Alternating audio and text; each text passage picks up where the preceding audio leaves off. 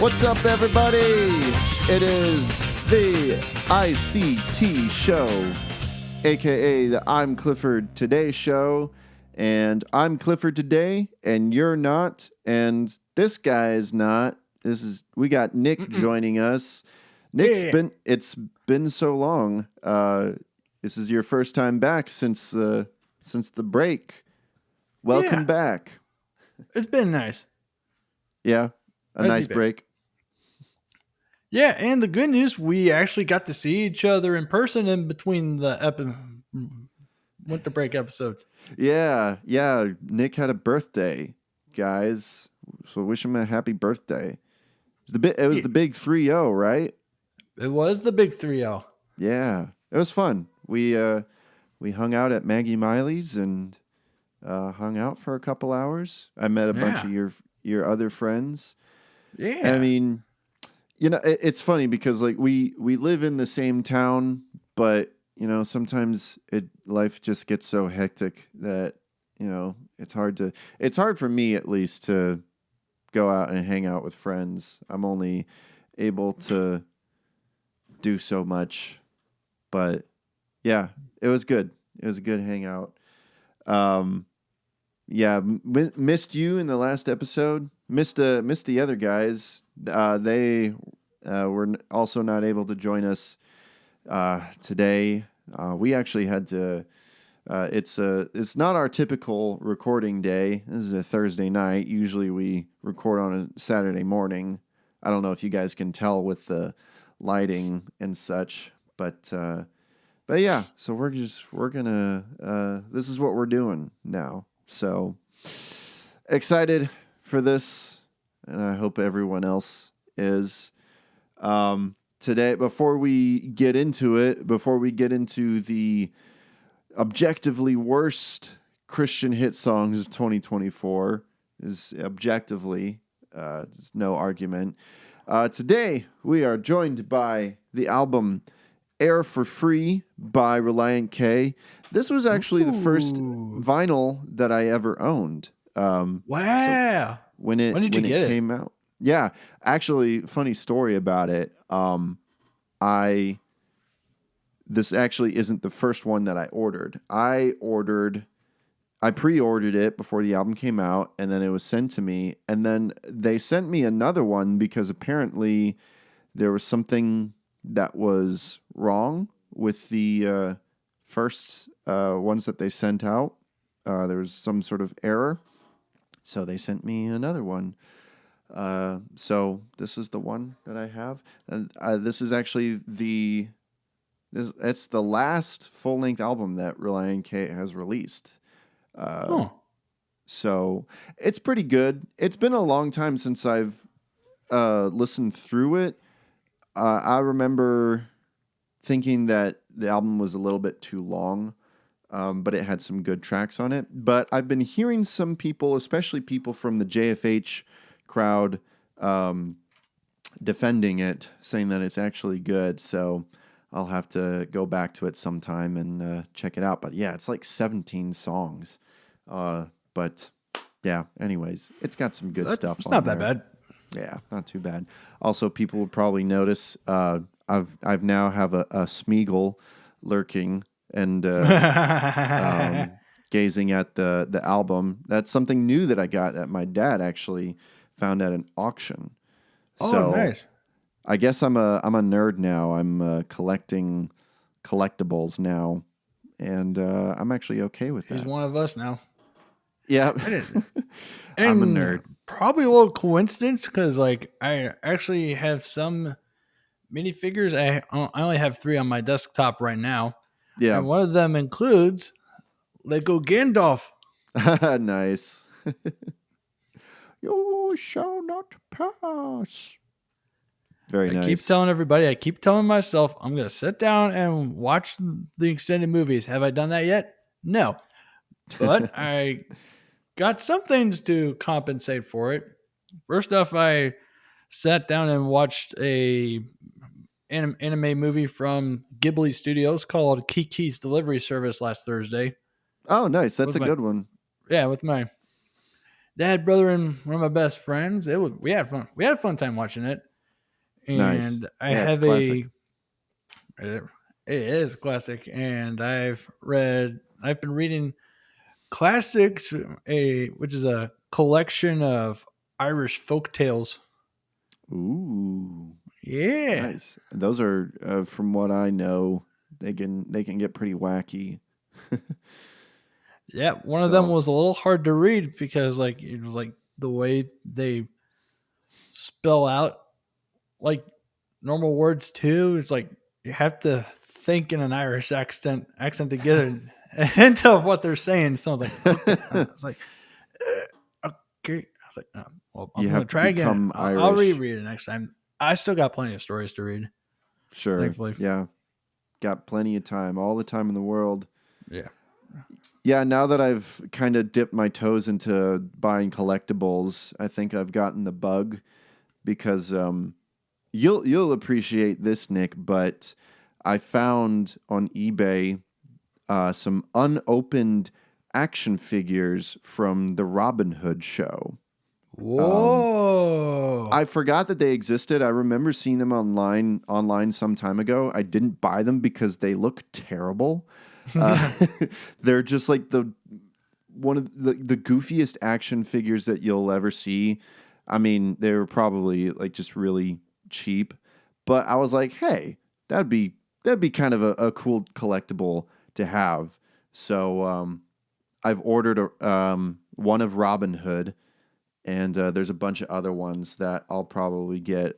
There's one of the Sheriff of Nottingham, Guy of Gisborne, and Marion as the Night Watchman. And we're talking about the Robin Hood BBC show, which is one of my favorite shows. So Yeah. What was the catchphrase of the sheriff?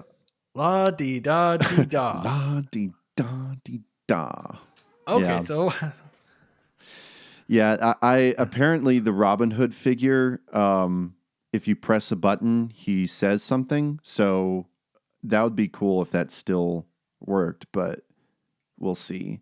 It's probably going to take a while for it to get here because I think it's shipping from the UK. But I'm excited. That's going to be something cool, and they're all unopened and still in their packaging, and they weren't really that much money. So yeah, I mean nice. they'll look goofy, but it'll be some fun collectibles. But yeah. Anyways, enough of that people don't care about, but so hope you guys checked out the last episode. Shout out to Scott Freiberger from Jesus Freak Hideout for joining me, kind of last minute, sorta. We talked about our favorite albums from 2024, and Scott had a lot of good ones to share.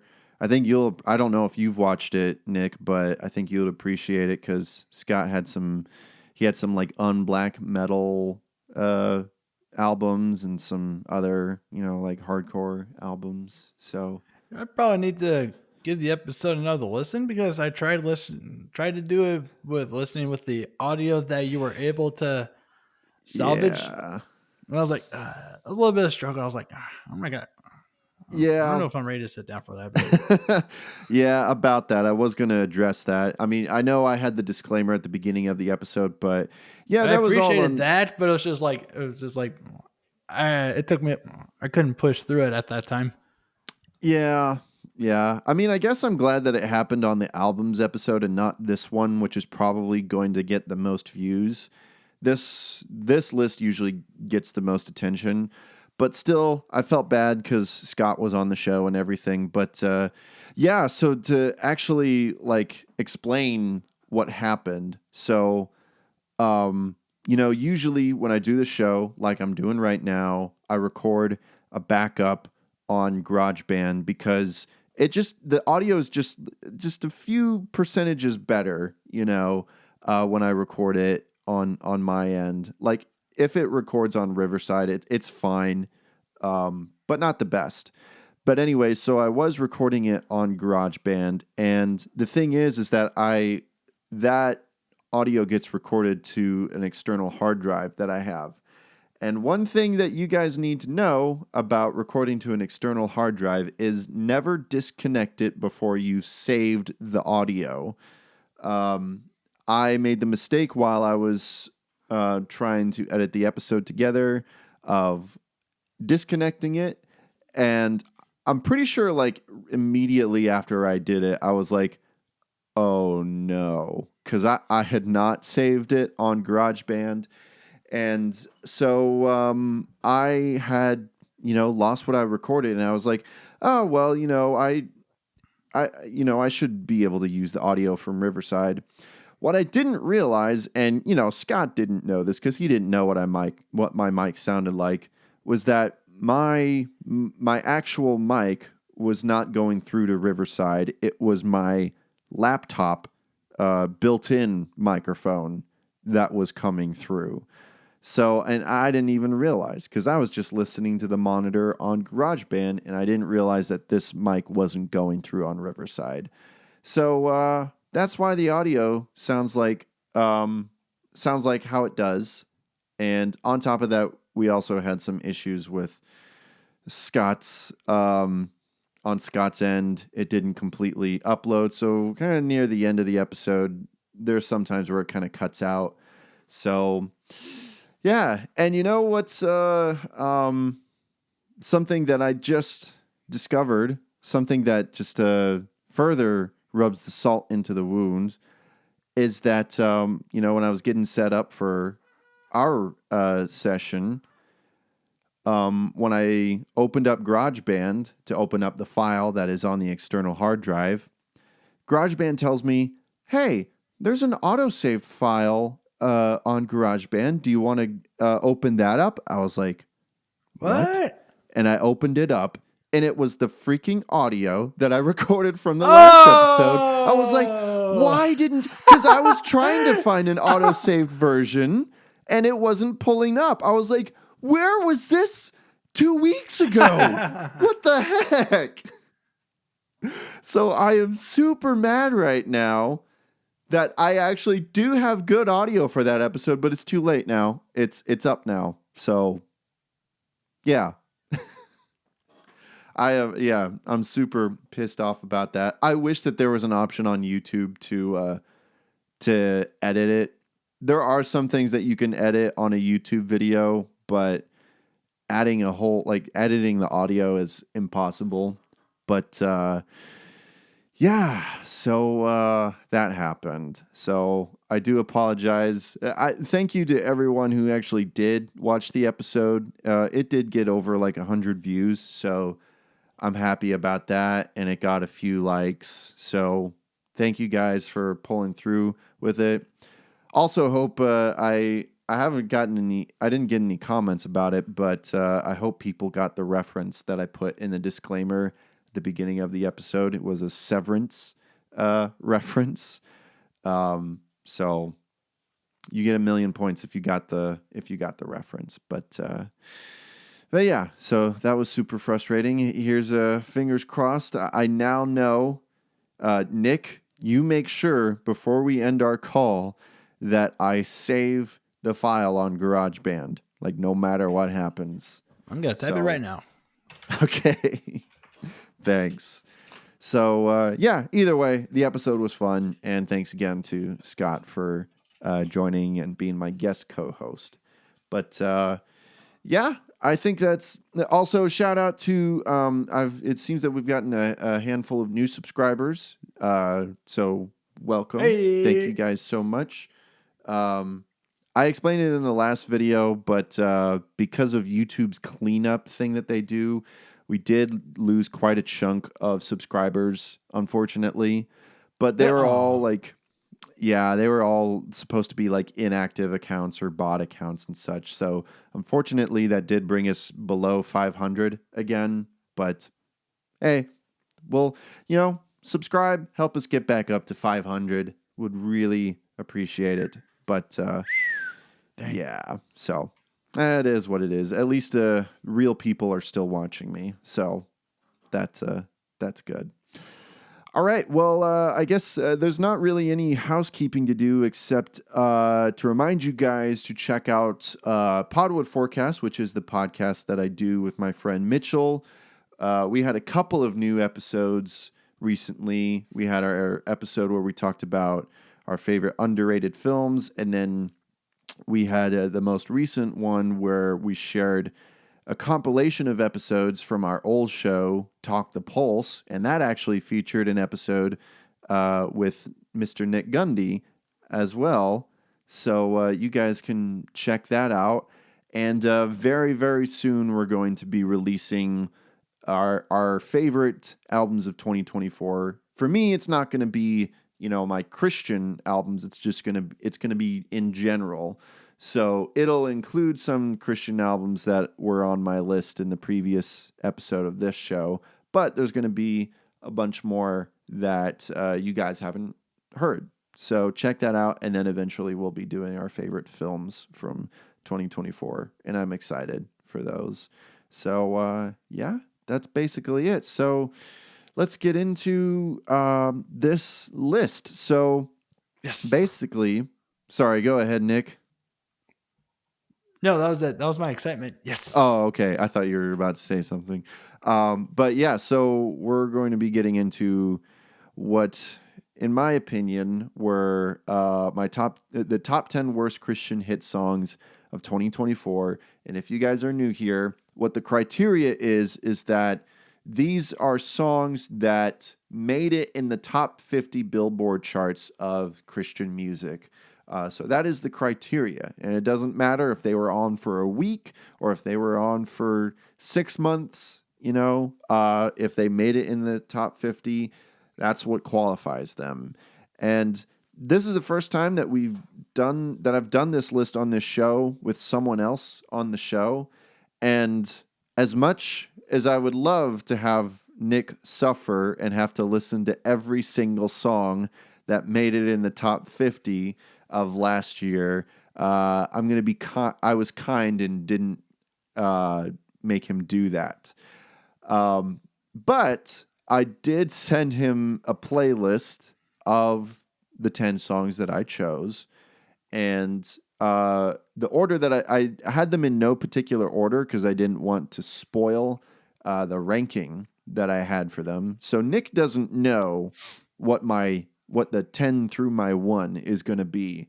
But Nope, I do not know. So I shared with Clifford before we started recording something I did last night as I was listening to the songs again. I thought, I may not know, but I'm gonna put together a list and guess what his ranking could be. And then during that, I just made another list of my personal ratings for these top songs. And last night, I don't know when you did it. I think you switched out one of the songs in real time. I was like, "Hey, wait a minute, Yeah. that was there," and I was like, "Wait, this was this? I don't see this anymore, but this is here." But I was like, okay." Yeah. I was just listening to that one and be like, "Okay." So I was like, it worked. It worked out. I was like, "Okay, sure." Yeah, that's why I thing. messaged you and made sure that you knew because yeah, it was just one of those moments where there was this one song on the list and I was re-listening to it and I'm just like, I don't know if I really hate this song that much. And I thought you would. I mean, I'll just say it right now. It was the song I'm just going to call it Dash from Crowder featuring Toby Mac. Like, it's not a good song, but I'm listening to it and I'm just like, I don't know. I don't really hate it that much. And that is, I'll explain, that is kind of an issue that I had this year. I did kind of struggle to get 10 songs on this list because there really wasn't a lot of songs that really offended me that much. Mostly just a lot of bland songs that I just didn't really care. There was a lot of songs that I'm like, I don't care enough to put it in either my worst or best list. So I did kind of have to nitpick a little. So I'm sure there's going to be some songs on this list that people are going to be like, what, really? Like, why do you not like this song so much? And it's like, well, I basically had to nitpick. But yeah, the Crowder song, I was like, I Yeah. don't know. I don't really hate it, but I don't like it either. And so I switched it out with something else. Um, but we'll go into that. But yeah, so I'm actually more excited. I can't wait for the next episode because there was a lot of good songs that I liked personally, and I'm really excited to share that list. But this should be fun. This should be interesting. And Nick, you actually already shared that there was one or two songs on there that you actually liked. Um, so that should be an interesting discussion. Yeah, I like them, but I would say I'm still not a big fan of them. I'd be like Yeah. that. Yeah, because like for anybody that knows me or knows of me by this point, you guys know I'm pretty far detached from them from that side of the Protestant Christian music scene, and I'm not a part of it anymore. But Yeah. like, but that's why I love being in the show. Clifford keeps me up to date. Yep, you're welcome. I'm just reeling you back in. I mean, like, if I had a choice, if I wasn't doing this show and doing YouTube, I wouldn't care. I wouldn't be doing this, but I do it for you guys. I would That's just right. be listening to the music that I like, but I force myself to, I suffer for this channel. So hope it pays off. Hey, help it pay off. Leave a like on this video And and subscribe. subscribe and just help this be worth it. So, all right. Well, I guess I don't really have any other pre-list things to say. So, I guess we should just we'll just get right into it. So basically, how it's going to happen is that I'm with each song, Nick is going to share whether he got the ranking right, and I guess where it is on your list. So it should be fun. So without further ado, let's start off with my number 10. And I'm going to die inside when I say this title. Oh no! Oh no! No! Darn it! You No! already know. You already know. Darn it! My number 10 is Yahweh, We Heart You by Elevation Worship. Okay. Oh. Well, Oh, is that not the one that you were thinking of? yeah, I thought. Yeah, I actually thought it was gonna be another song. Okay. Now I'm actually surprised. Straight Okay. up, Well, so because here's my. So let's clarify a little bit of how you're ranking this. When you're going from 10 to 1, are you going from least worst to the most yeah, worst? least worst Okay. to most worst. Okay, so that's actually so this is actually surprising. Yeah, well, here's I the thought thing. it was pretty Go ahead. So, well, here's the thing. The song itself, here's my reasoning for putting it on the list. The song itself isn't bad. I actually commend Elevation Worship for writing an actual worship song. Because like the lyrics are good. Yahweh, we love you. It's not actually Yahweh, we heart you, but that's just the title. But that's my reason for having it on this list because I hate what they did with the title. I hate titles with emojis in them. And I'm looking at you, Coldplay. You basically had a whole album of just emojis, and I hate it. And I don't know why there is no reason to do this. Just call it Yahweh, we love you. Why do you have to have the heart in there? Like, look it up. Look it up on streaming and on YouTube. It's a heart emoji. It is not just a heart. It is dumb. And I hate this trend of having worship songs with like trendy titles or whatever. I just hate it. Like, you made this song worse just by doing that. So so that's really why, like, this, I actually switched this song out with the Crowder song. The Crowder song was originally my number 10. But again, like, I didn't really, I found myself more upset over this title than I was about the Dash by Crowder. So I know it's a stupid reason to have it on this list, but I don't care. I just wanted a reason to rant about that. So yeah. So what are your thoughts, Nick? All right. I mean, I didn't realize. Well, it's hard to see the emoji Oh yeah. on desktop YouTube. But maybe if I saw, maybe if it was like, is it different? Does it show differently on other streaming platforms or no? Let's see. Or is it like, Let's go to the because like it playlist. looks like a desktop emoji, but I don't know if it like looks like an actual emoji. Well, on Spotify on desktop, it's just like a white heart emoji, Mm-hmm. and when I look it up, so when you look it up on YouTube, you actually have to type out love. But when I look it up Yeah. yeah, it's the same on YouTube. It's just a white heart. So, but that's technically an emoji. So yeah, why does it look different to you?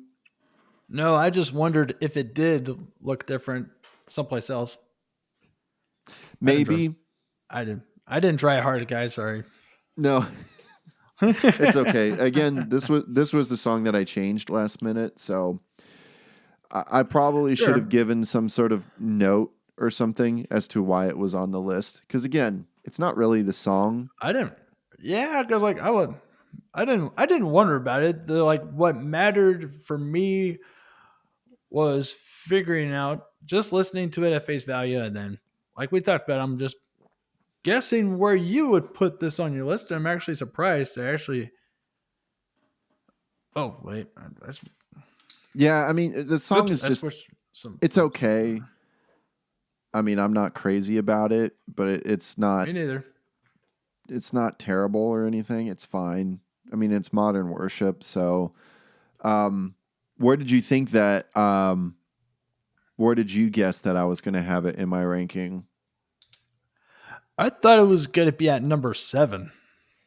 Okay, I mean that's not too far off. That's still like lower down, like of the least worst. Yeah, but I personally put it at number 2. Oh, okay. Didn't It was just like an extra two or so minutes of saying Yahweh, we love you yeah, over and yeah, it's over. true. It does get into the, the repetitive, worship trope. So I do agree with that. Maybe I'm just like so used to that it doesn't really. Band, It's like yeah. Band it's not arrangement. running. Yeah. It's like I'd rather them be saying Yahweh we love you than just saying I'll never run running. I'll never say anything bad like music or arrangement wise, but it's always the intent and the message behind it that I pay closer attention to. Mm-hmm. And it's just like I'm not fed. I don't get fed. Yeah. I had to go listen to stuff and watch some documentaries to help me be fed and After do my you prayer. listen to the song. Well, all of these songs pretty much. I was like, oh, It's like I need to trucked through. cleanse I trucked myself. through, guys. I trucked through. I know the next episode won't be as bad or might be worse. We will see. We I will mean, hey, see. maybe you guys will disagree with the songs that I liked, so that should be Oh, yeah, interesting. that's a given. Yeah. I guess for me, it's just like, again, if it wasn't for the heart emoji, this wouldn't be on this list, but it wouldn't be on the other list either. It's like so like, you know, cliche worship song, you know, and I really didn't care about it except for just being mad about the title, you know.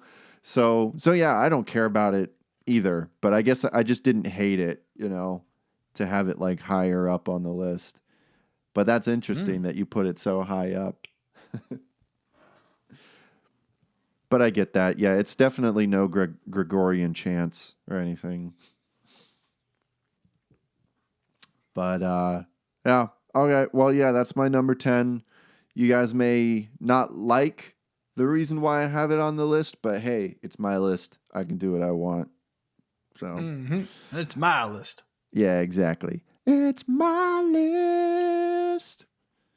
That's a Bon Jovi reference. So we'll sing, oh praise the pride of Judah, oh praise the Lamb once slain.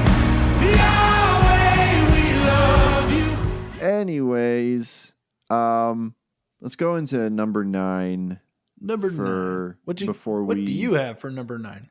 Yeah, before we get into a break. So my number 9 is Abandoned by Benjamin William Hastings. Ooh, dang. Yeah, so the song is fine until it gets to the chorus. It gets pretty cringy at the chorus, and I can't take the lyrics It feels cringy and misleading. It more so feels misleading. Why would you say misleading? So I'm gonna have to look at the lyrical contents again on this song. Mm-hmm. Because I did the smart thing this time and just like listen to each song on Spotify with the lyrics that it had available. Right. Your blood isn't even hard, but I'm completely house. What I sing, I'm completely deeply sold out, sincerely abandoned. Hands to the scene. I'm completely freely hands to the ceiling, enamored. Lord, met your surrender. Don't care. I'm completely, deeply don't care who sees me abandoned.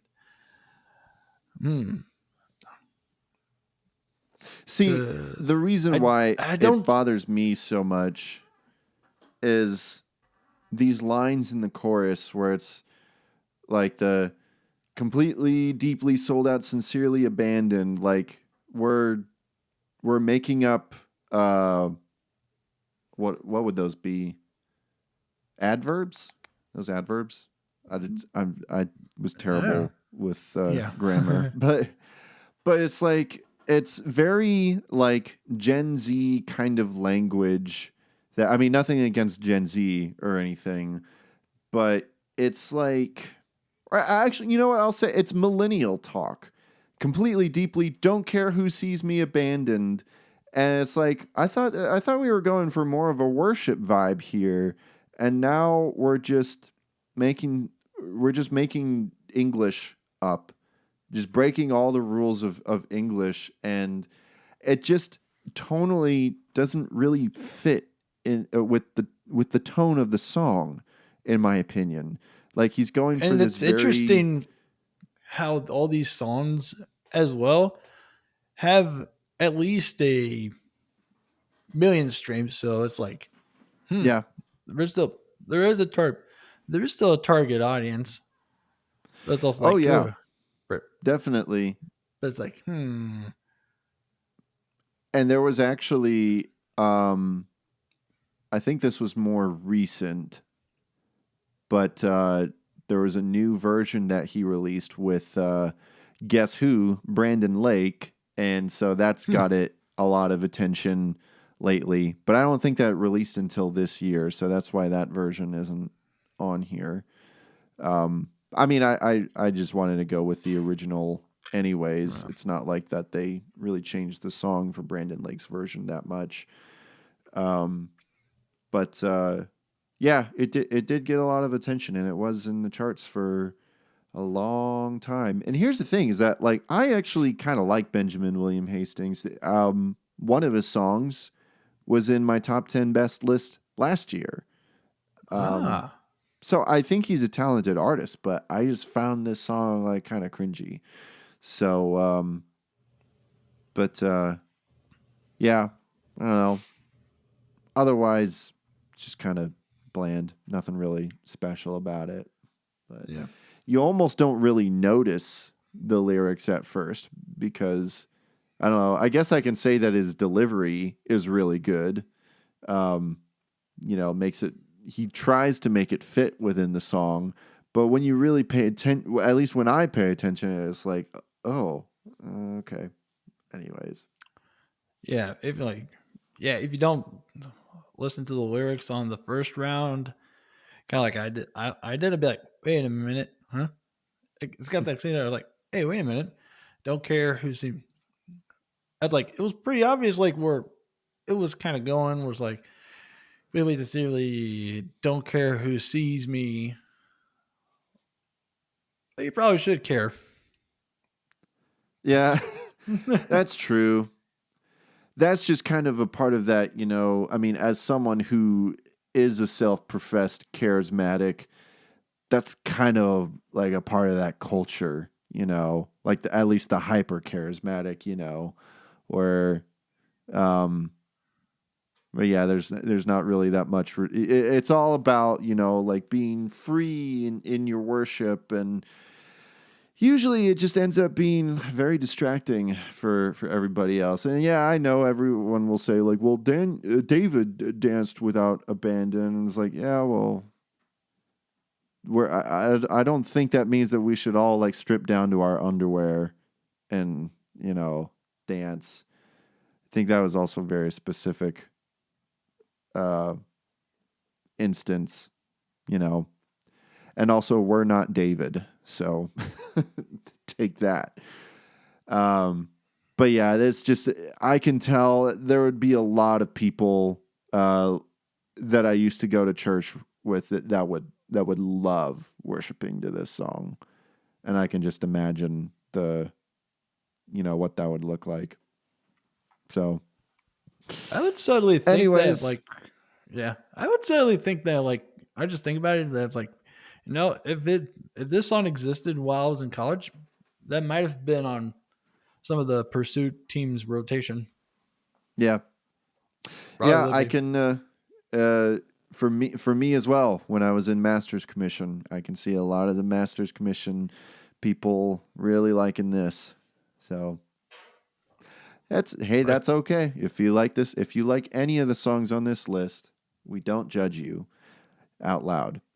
But completely, deeply, sold out, sincerely abandoned.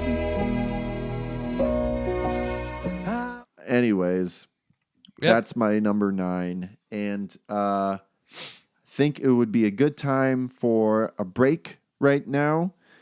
We'll get to the rest of the list, but, gotta pay the bills, even though I don't get any money. Just going to promote other stuff. So don't go away. We'll be right back. Yeah. This time on the Podwood Forecast, they wanted to hate it. That's right. They're haters, dude. Yeah. They're on the haterade. I wanted to like it. The classic haters gambit. Haterade. I've never heard that before. Really? Oh God. I'm like showing my Zoomer there. I feel Quench your thirst with some haterade. Yeah, man. While there is some great like old school live action Disney movies. What? Sorry, I'm just going. I'm just going through. I'm going through Davy Crockett movies on Letterboxd, and one of the top results is from 1950. No wait, where'd it go? 1954. Davy Crockett, Indian fighter. Oh yeah. See, that's the Davy thing. Davy Crockett seeks a truce with his Indian foes. That's the thing. It's just such a funny name. Davy Indian Crockett, fighter. Indian fighter. That's what they called him. Like I said at the beginning of the movie, a baby dies, and that is their baby. Their baby dies, and falls to its death. And it's nothing funny about it, Mitchell. It's a baby. It's their baby. Their baby dies. It falls to its death. I just thought that summary was really funny, bro. Listen to the Podwood Forecast wherever podcasts are found. Guys, I just got done with a video call interview for the show, and I have to say that it was like the smoothest experience ever. Didn't have any issues or anything, and the video came out almost perfect. And do you know why? It's because I used Riverside. Riverside is your online recording studio where you can record a conversation with any guest online. You can easily record podcasts and videos in studio quality from anywhere, all from your browser or their mobile app. All you have to do is get your setup ready, send your guests a link for them to join, have them join from their phone or their computer, and just chat away. A lot of podcasts that you listen to are probably using Riverside, honestly. What sets Riverside apart is that a recording of your audio and your video is happening locally on your computer. So even if your connection isn't that good, it doesn't ruin the entire recording or anything. Once you've finished recording, you will get the individual tracks of each speaker and also a combined one. You'll receive all the raw files, including that Pepsi crystal clear uncompressed audio and up to 4K video. There's also lots of really cool features where you can edit your video right in their site. So, if you're a YouTuber, a podcaster, or streamer, or a content creator of any kind, and you want to have high quality conversations with your guests, please use my link in the description and sign up for Riverside. If you want to support me and the channel, please use my link since I end up getting a cut from the sales. I'm not joking. Please support me. Sign up for Riverside and start recording today.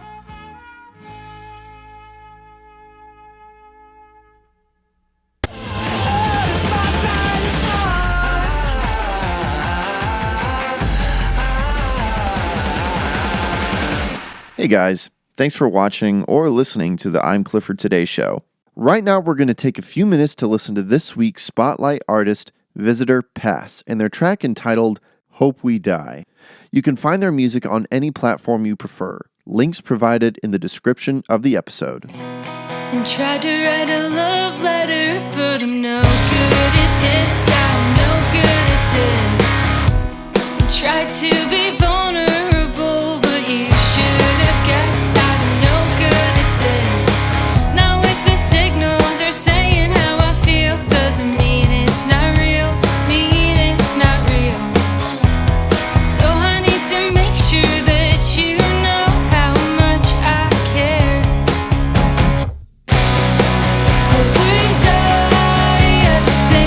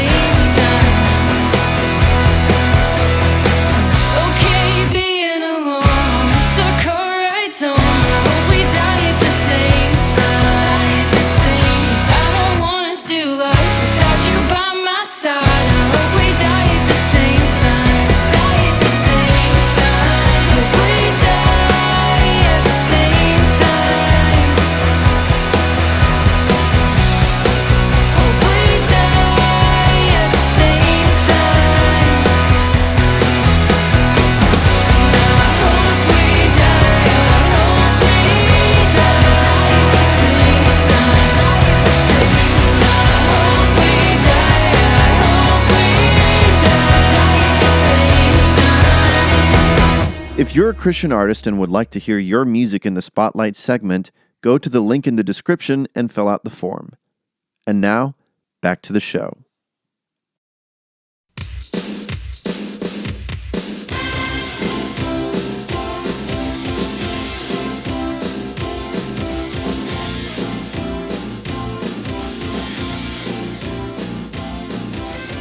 Okay, everybody, we're back, and just realized after we had already gone for the break that I forgot to have Nick share if he got the ranking right for the last song for Abandon and Once again, what I his did ranking on that song was. So how close were you? Oh, I was off by 3 numbers. I thought you were gonna put it at number 6. Oh, okay. Still, But I have not that, too far. But I have Abandoned personally at number 7. Oh, okay. So you didn't not like it that much. Eh, Meh. I get you. Cool. Well, we already talked about it, so Yeah. we'll move on to Number 8. number 8 because 987. That's not the full joke, but anyways. So my number 8 is No Survivors by Jeremy Camp. Ooh. I was off by 1. Oh, really? What did you think it was going to be? I thought No Survivors was going to be at number 9. Okay, not too far. Yeah. Yeah, it's a Jeremy Camp song. It's Yeah. I'm sorry. I know that there were some people at JFH that actually liked this the album that this song was on, and I was like, "Huh, maybe I'll check it out then." And I remember I checked out this song because it was the single that had the music video and everything, and I was just like, "Nope, I already know this album is not going to be for me." It's like, I don't know, Jeremy Camp, he hasn't changed. I mean, at least in the last 5 years. I know when he started out, he was a bit more, early 2000s rock, but even then, I just never really cared for his music. He's really popular, but I've just never really gotten it. He seems like a nice guy, don't get me wrong, but yeah, and this song in particular, it just seemed to really push the truck commercial music kind of vibe. Yes. Like I can definitely hear it Or a being played cowboy in a show truck commercial. Yeah, or a cowboy show commercial. So I think Jeremy Camp is just slowly turning into Crowder at this point. But yeah, I mean, other than that, I don't really have that many strong feelings about it. It was just hearing it is just like, okay, this again. I mean, he's trying to lately it's been sounding like he's been trying to channel like that sort of Imagine Dragons kind of vibe. And hey, you know what? That's what a lot of people are into. So I'm sure he's nailing that demographic, but for me personally, it doesn't do anything for me. Nick, where did you have this ranked on your list? I got this ranked at number 10. Oh, okay. Yeah, I mean, I get that. I love the tone of like the guitar tones and stuff of it. Sure. Cause like It's a this fun would riff. qualify if this randomly popped up in the background, be like, I don't mind. Like let go of my ego, pride. I'm like, oh yeah, My ego, working on that. my pride. Yeah. I was like, yeah, I'm working on that. We all got to be working on that. Well, I got to work on it more. Sure. I mean, I get why people would like this song, but I just know it's just not for me. Maybe because it feels like the kind of song that's just, trying to pander to people. It's trying to get me to like it, but I just reject it. So interesting. Maybe because that's the buzzword, trying. Yeah. Stuff is doing. Yeah. Yeah. That's interesting though. So out of all the songs, this one you liked the most, technically. Yes. So interesting. All right. I didn't think that I expected it to be that song. Because when you said in the group chat that there was one song that you thought was actually pretty decent, I don't know why I didn't expect it to be that song. But Once hey, we get to the top 5, like if all of my top 5 guesses aren't there, I'm gonna wonder if I even know you at all. no, hey, it's okay. Like I said, this list was very different. It was kind of difficult to try to get together. So hey, if you don't get a lot of them right, it's nothing against you. You're not a bad friend. Yeah, well, that's why we got next episode too. Exactly. Yeah. So we'll see how well you do. how well you do in that one. And leave no survivors.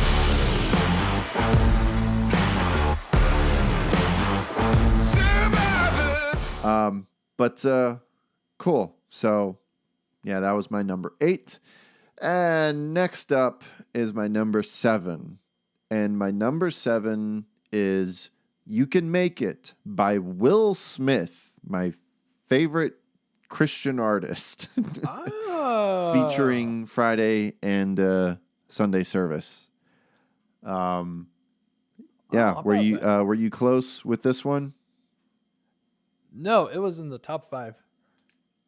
Okay. Yeah, I mean, I can see that. There are certain aspects to this song that are kind of offensive, but I guess just like overall, the song itself is like whatever. Here's the thing. Will Smith, he's got to stop acting like he's been a follower of Christ this whole time. Like we know that's, I mean, I don't know. I've never heard him talk about his faith before. So why is he all of a sudden coming out with this song after all the controversy that he's gone through? I know that he's tried to have a rapping career before, but nothing has changed. Will Smith can't rap. I'm sorry. I mean, he can rap better than me, that's for sure. But there was a little bit of cringe to these lyrics, and I should have had the lyrics pulled up, but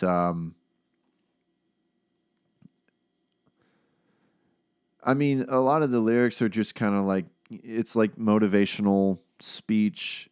Yeah, that's all that is. Pretty much. It's like vaguely Christian. That's why it's like, it's hard to buy because he's like,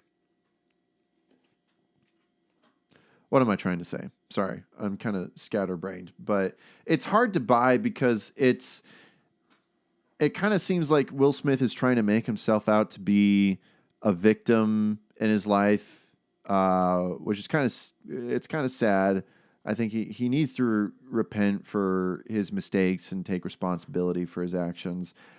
And the way that he comes off in this song is if he's like, oh yeah, I'm a follower of Christ, and I'm pushing through it, but there's no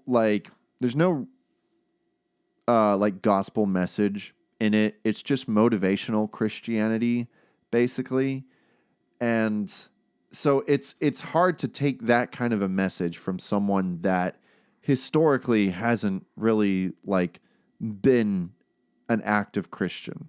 I mean, maybe he is a Christian, but that's never really been at the forefront of his career or anything.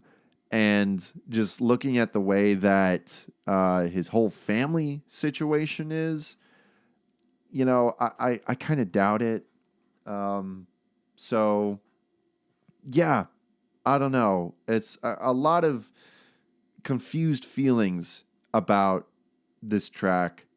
And I don't know. It kind of feels like Will Smith is trying to preach to me. And it's like, I'm not taking any sermon from you. I'm sorry, but... So, yeah, I don't know. Did you have any strong feelings about this song?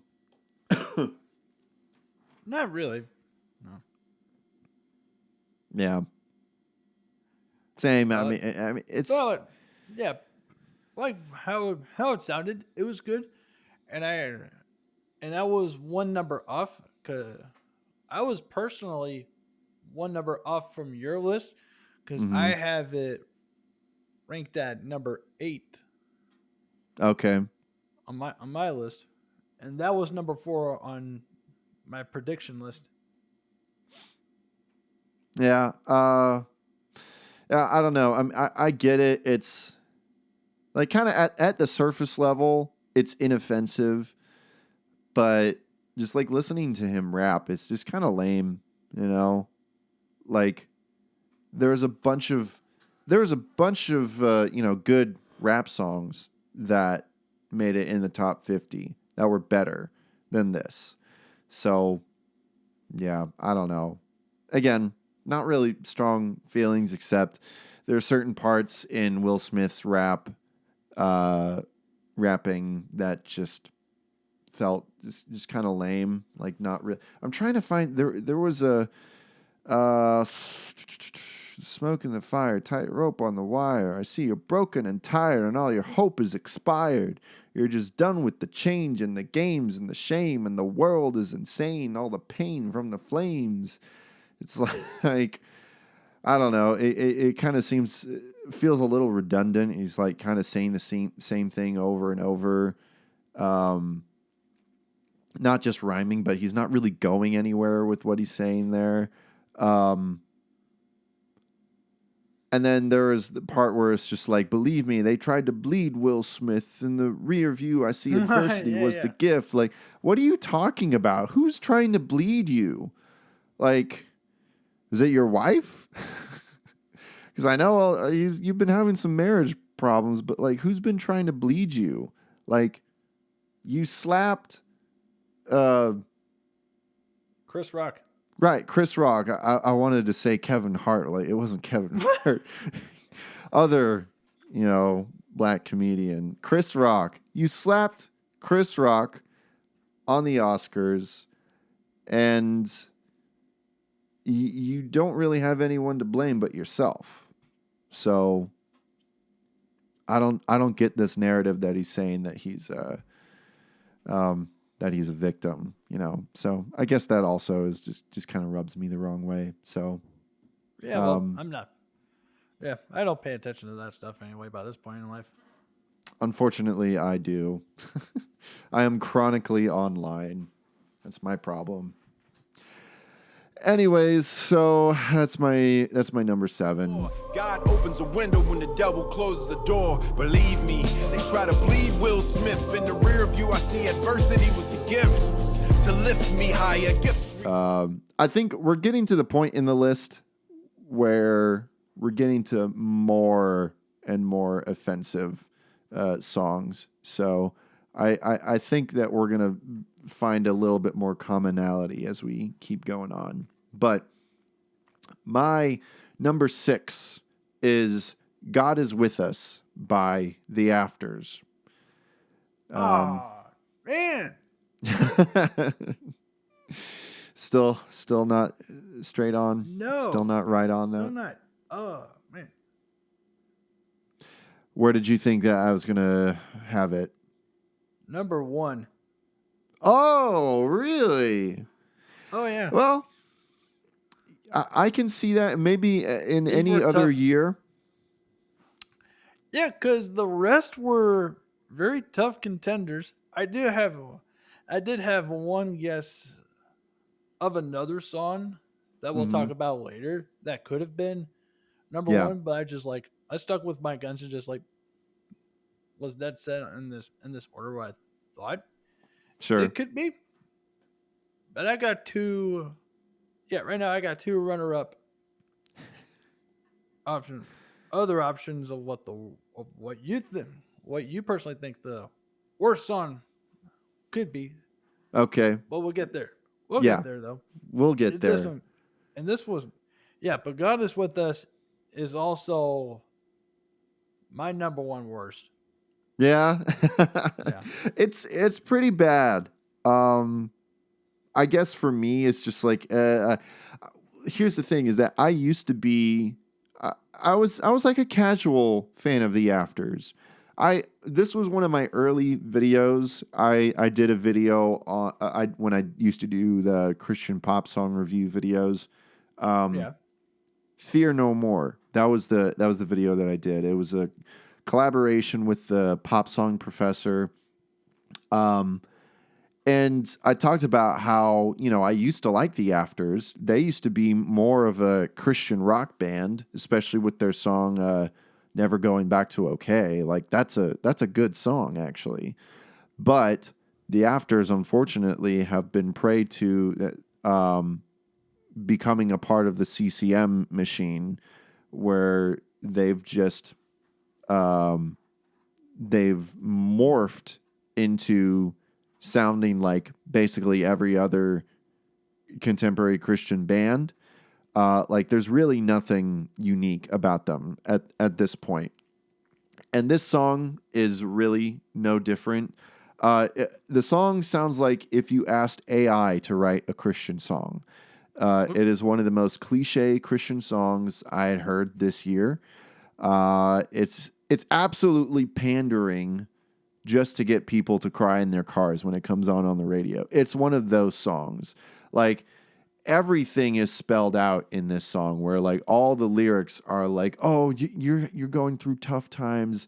I know." And it's like so generic and vague so that it can appeal to everyone. It's like, "Oh, I'm going through hard times." And like, "Well, this song is for you. Just remember God is with us."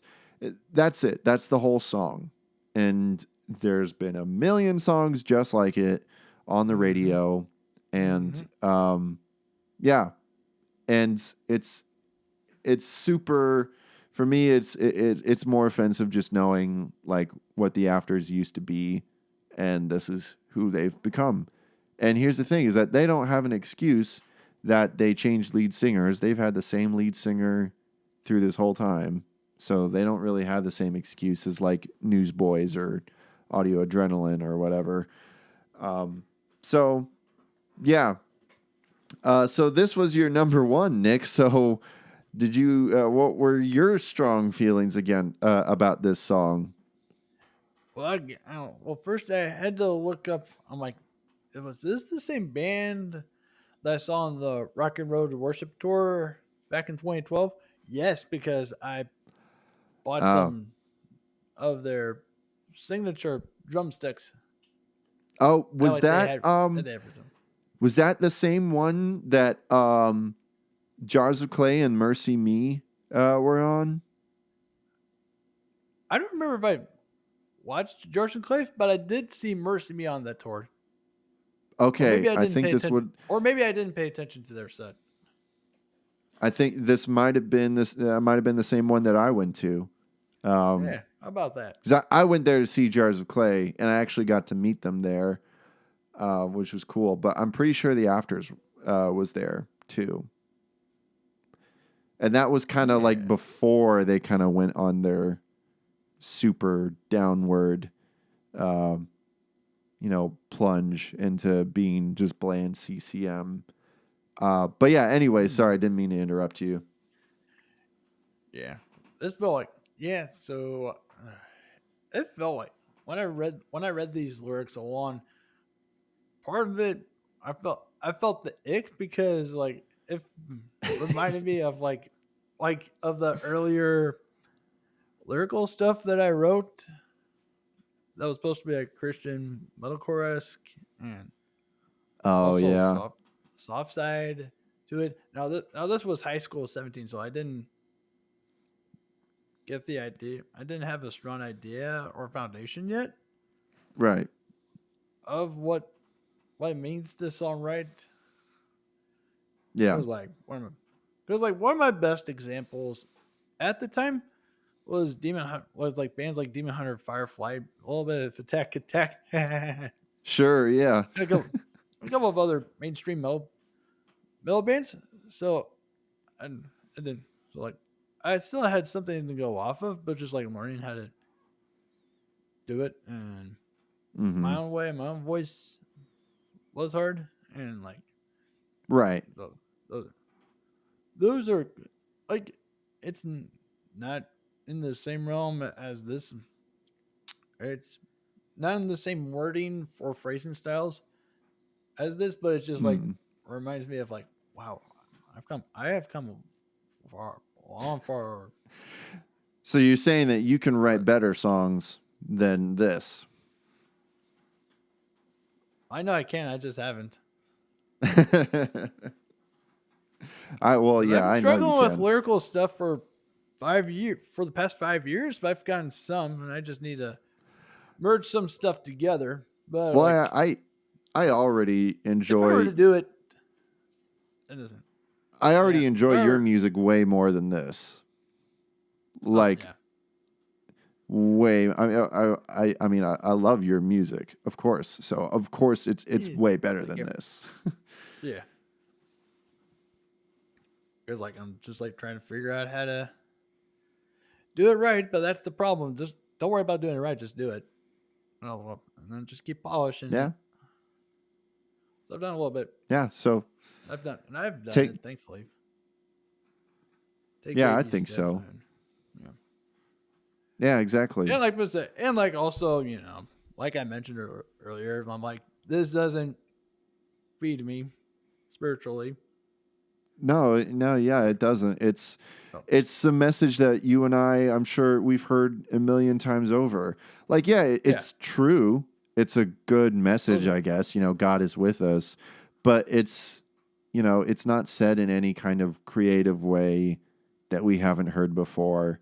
So it really isn't made for us, honestly. Like it's really made for like the soccer moms that just turn on the radio, It's like, oh, God's speaking to me through this song. That's really what it is. Mm-hmm. Oh yeah. So and don't then worry. yeah. Don't worry about us. I was just gonna say, don't worry, the afters. You're gonna get better at songwriting. Just take Nick Gundy's advice, and you'll get better. You'll be great again. They were good at the beginning. They wrote good music back then. How did they get worse?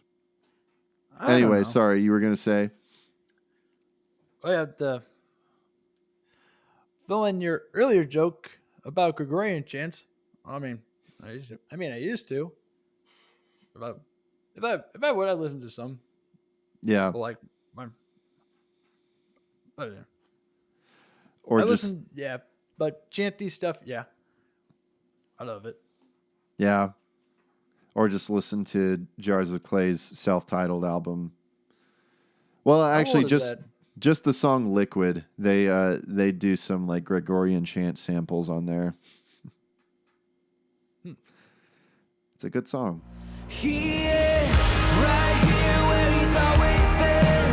He never left and he never will. Where is God? But yeah. Anyways, so yeah, we didn't. That was we the didn't- afters. God That love was us. the afters. We did not like that song very much, but in my opinion, there were worse songs on this list for different reasons. But we'll get into that. The next one actually We are is not getting into really that different. Yeah. Huh? Now we're in the top 5. So it's We're gonna in the get top 5. spicy. Yeah. Honestly, though, this next one, it's not really that different from the After song because they're kind of the same song, in my opinion. And my number 5 is People Like Us by Micah Tyler. Yes! Oh, is this Finally the got first? one. Yes. Yes, is- I did it. The first match. Woo. Yeah. People Like Us by Micah Tyler featuring Emerson Day. Yeah, so basically everything I said about God is with us, I could say about this song as well. I mean, Probably basically, I probably could say the same too. yeah, it's pretty much the same song. It's just CCM regurgitated, crap, basically. That lives in the mid 2000s. Yeah. I mean, well, that is kind of a lot of the popular CCM music that people still listen to. It's like we haven't progressed, really. We're just stuck in our own trends.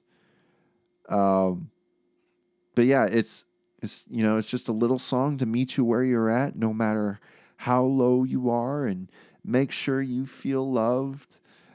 I mean, yeah, it really is just the same song. And Yeah, so I don't have anything to say about it other than I personally have it at number 6 because I Okay. thought it wasn't so that's just one off as from where bad. I have it. Yeah. Yeah. The rest is gonna get spicy. Yeah. I really don't know why exactly. I don't know why it's above God Is With Us. I think honestly they're tied, in my opinion. There's not really. I don't think it's worse than God Is With Us. They're both the same. I guess this is just the order that I chose. So I probably should have put The Afters higher because I guess The Afters is more offensive to me. But whatever. It doesn't matter. God loves people like you, 'cause God loves people like me. A lost and hopeless sinner. This next, the number 4, I'm probably going to get a little bit of feedback on this song because I can imagine that some people might actually like this song that watch my channel. And I wanted to like it. But the more I listened to it, the more it bothered me. And my number 4 is Humankind by David Kushner. So how did you do on this one, Nick? So originally, on the predictions list, I put it at number 8. Okay. I actually, on my personal list, I have it at number 3. Oh, okay. This should be interesting then. I got the same feelings as you have Yeah. about it as well, because like the deal breaker and like why it's in the why it's number 3 for me was because if you're going to do a Christian song, even if you're not swearing, even saying the word cussing in itself is still off-putting. Oh, okay. But I mean, I guess that's not really my reasoning behind it. But That's just one of them. sure. The promotion, and then looking into I'm just going by observations. I don't have a final judgment. Mm-hmm. The promotion, just seeing promotions and the music video itself, I'm like, I don't know where this is going. Yeah, it's a lot of I don't know the overall vague goal of it. symbology and imagery. I mean, it's interesting. It's really interesting production behind the music video and everything.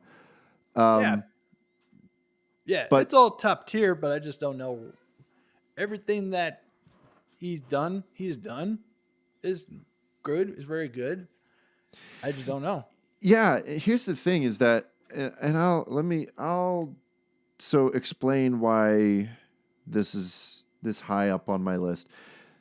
So David Kushner is obviously a gifted artist. I had never heard of him before last year. He's kind of broken out onto the scene, I guess. And it seems that he does have some, success both in Christian and secular music industries. And like I said, I wanted to like this. I liked the sound of it.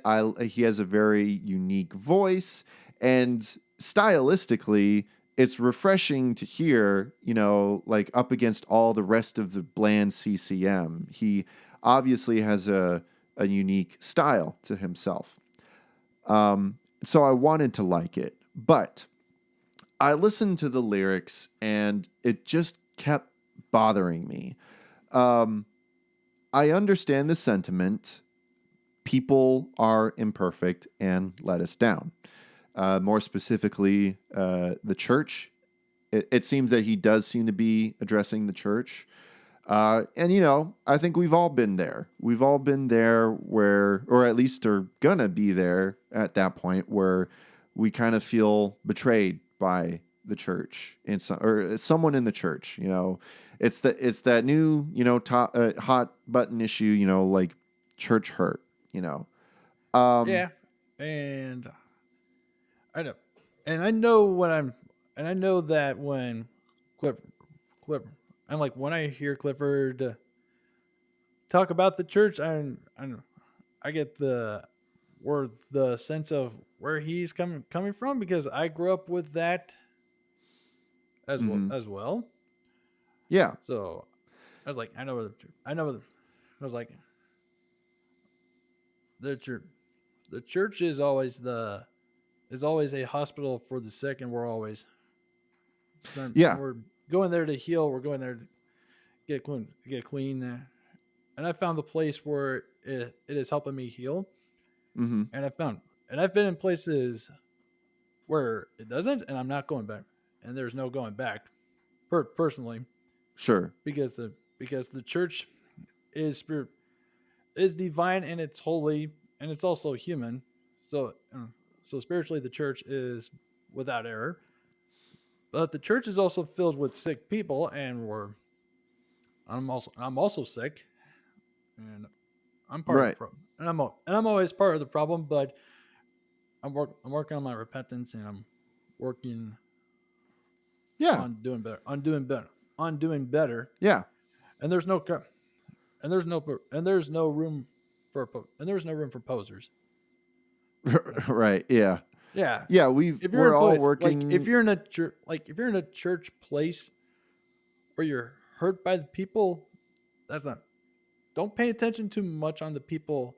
This is wisdom that I've learned a long time ago. Don't pay attention to the people who aren't taking medicine, but the people who are and are seeking it out. But also Right. but still keep everybody in your prayers because we need all the mercy. Exactly. What are the, yeah, And and so there's even a sorry. No, you're good. Go a little bit of history. There's a book I read last semester or over the fall with my little group, Mhm. and like we read a collection of early writings of the early church fathers, and one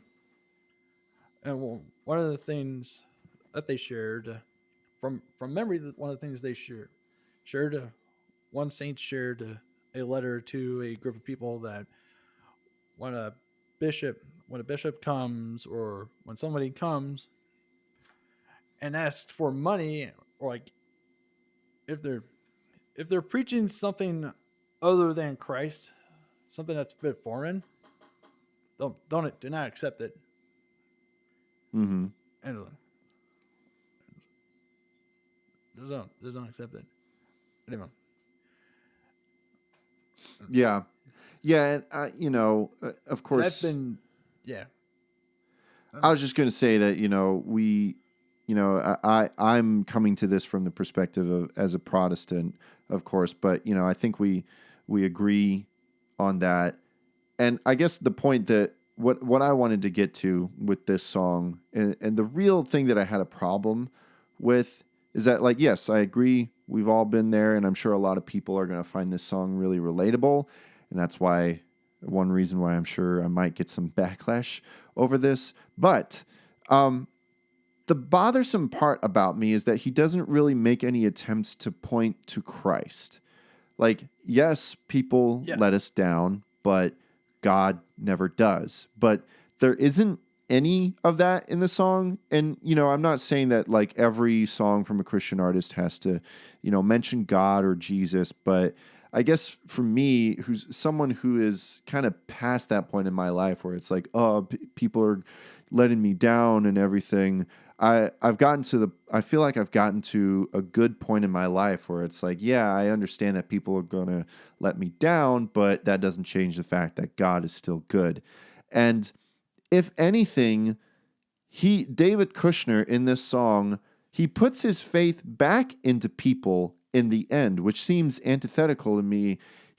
There's a point in the song where he's like, I'm a man and you're a woman, hold my hand and we'll get through this together. And it's like, bro, you're still putting your faith in humankind. It's like, where's the actual like hopeful message here? You're kind of going in circles here. Right. Like ultimately, yeah, we should be doing that, like holding hands together as a church, but like there really isn't a solution to the problem that he's putting in this song.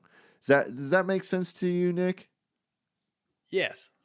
Because like, you don't know this part in the liturgy because like we sing the Psalms in every services, and when we do our big divine liturgy, we sing Psalm 142, Mm-hmm. which says, "Put not your trust in princes and sons of men, in whom there is no salvation. Mm. When his breath departs, he returns to his earth, and on this very day his plans perish. Blessed is he whose help is the God of Jacob, whose hope is in the Lord his God." So we're gonna. Yeah. So it's always like a weekly reminder. Well, just like remember we place our trust and hope in first. Yeah. Always, and if forget it, and like yeah, I mean he can still. I'm like he could have brought Christ into it a little bit more on the forefront, but still subtle simultaneously. Right. But that was still a little bit of a mess. Like, so I can forgive that. Yeah, here's the thing is that like he does seem, I don't know how old he is, but he seems pretty young despite the fact that his voice is so deep. I guess He he's actually only reminded me 24. of another young sprout. He was like 5 or so years younger than me as well. Alex Warren. Hmm. He's another young bass / baritone singer. Yeah. One of my friends introduced me to his music, so I've heard one of his songs out in public a couple of times. Yeah, he kind of reminds Style's me. a little similar, but Yeah, his voice reminds me of George Ezra. Who had like a couple of popular songs. He's not Christian, but he has a song Budapest that you've probably heard on the radio. But they both had like really, really deep voices like that. David seems to be more serious. He's kind of like if like George Ezra and NF had a child. I mean, not that they would. It's probably a weird analogy, but it's kind of like the dark and seriousness of NF with the voice of George Ezra. So I don't know.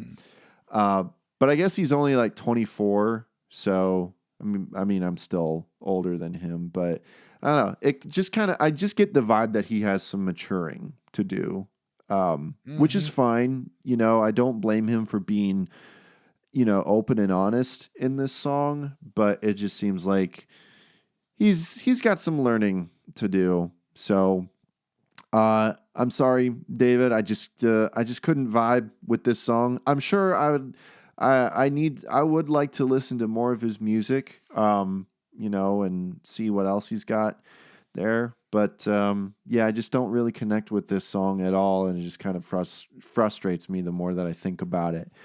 But I can get why people would like it because, it's open and honest, I guess, but it just doesn't really answer any questions for me. So, yeah, I don't know. Did you have any additional thoughts before we move on? That was it. Cool. Yeah, same. That's it for me. So, Oh, my heaven's cussing me out.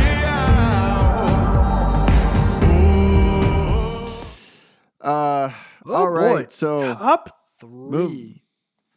to my number 3, This is and my getting hot, number folks. 3. Yeah, it's a spicy meatball, especially with this next one. So, number 3 is from my old friend Skillet. Darn All That Matters. Did you get it right? No. Oh, sorry. I thought it was going to be number 2. It's close. It was close. But yeah, I was struggling between this song and Unpopular. And no, I mean, for those of you who have not heard our previous discussions about Skillet, this is not me jumping on any bandwagon. I haven't really been a fan of Skillet for a long time. And I know because of the more recent album with these singles and such, it's kind of become the cool thing to hate on Skillet. I know Anthony Fantano from the Needle Drop had Unpopular as, I don't know if it was the worst song of last year for him, but it was on his list. So I realize that a lot of people are going to be like, oh, you're just like hopping on the bandwagon. It's like, no, I just really haven't been a fan for a long time. And I've had Skillet on this list before. And don't get me wrong. I ain't no pacifist. No, don't get me wrong. I don't really have anything against John Cooper as a person. Like, in terms of beliefs, I kind of line up with him on a lot of things. It's just his music, man. I just, Skillet is just a band that I just can't really, I just don't connect with. And for some reason, this song had worse writing than is typical for Skillet, in my opinion. Like, usually their lyrics are passable, for me. But these kind of had some lines in it that is just like, oh, this is pretty bad for Skillet. Like, don't get me wrong, I ain't no pacifist. Cost you everything when you're at war. These 3 things I'd die for. It's just, I don't know, pretty clunky. And not that I don't. Reports where I thought, those reports that I thought were going to be like more close to the top for you. Yeah. I mean, well, pretty much because of it. Yeah, I don't have the best history with Skillet, so yeah, it's and it's not that I can't agree with the sentiment, I'm all down for, fighting for individual freedoms, I'm as patriotic as they get, but there's also such a thing as subtlety. Like, this song sounds like a Tom McDonald song with less cussing and just more positive than Tom McDonald. It's kind of got that same attitude, but yeah, I'm all for, sharing your beliefs on such, but for me, it just has to be more of a creative, drive behind it. This song just gets really in your face. It's like there's no abstractness to this song at all, really. So, yeah. So where did you have this on your ranking, Nick? I had this one at number 4. Okay, so pretty middle of the road, comparatively, I guess. Mm-hmm. What were your? I mean, I know that you're a little bit more of a Skillet fan than I am. So what were your thoughts on this song? Well, I will verify I'm not as diehard as our other co-host Joshua is. Yeah, I like, wonder what he'll think of this. Yeah, because I was just thinking, because like I can think clearly of the 18-year difference, or even close to 20 plus year difference, if you want to go further back, not from comatose, but like back to blind. I think that was Mm-hmm. their that was that 2000, early 2001 or 2003 album. Nah, I don't know. It was like, man, it was like, I don't know what happened in due time. I kind of have an idea, but I just don't know what happened. I mean, they as even though their other song says otherwise, they got popular, so Mm-hmm. they've solidified in this sound, I guess, and I don't know. I feel like maybe John just had some really strong feelings from the past couple years, and just really had to get them out there, you know. And I understand that, but it's just like maybe just give it more time, Yeah, I've Give it more time and put something a little bit more thought provoking out there, you yeah. know. I've noticed. I've low key noticed it when it comes to entertainment made by that's like U.S. made, whatever, in Mm-hmm. whatever scale, whatever grander scale that be, from local to mainstream, and like and over the fall, I listened to a video essay which actually explains a lot of how the way, excuse me, the types of art that's distributed, Mm-hmm. because one person made, or maybe, or it's been a while. I'm gonna just, for now, I'll say there's at least one video that came to a few videos of different YouTube channels that shared. There's a really big difference between creating political art and creating political activism, Yeah. and Mm-hmm. that's a big, and that come both of those come as a spectrum. So like, we, because like, it's not that like we don't like we don't like talking about or seeing political things, but we just like don't like it. We just like don't like, there's a percentage of people that just don't like the types of approaches to it. Mm-hmm. Like it meets the same level of evangelicalism. So I'm not trying to put that group on. I'm not trying to put the group under the bus. I'm just going by Right. their usual approach of it, like how they distribute, like uh like, what's it called, pure flicks Yeah.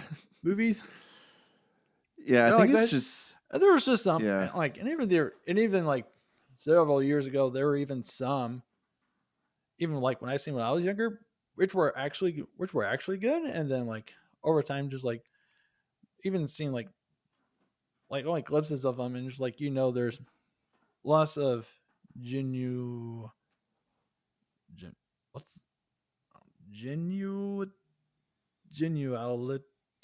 Like Ladies and gentlemen, I am struggling tonight. it's, it's Authenticity, authenticity. Yeah. a type of authenticity Mm-hmm.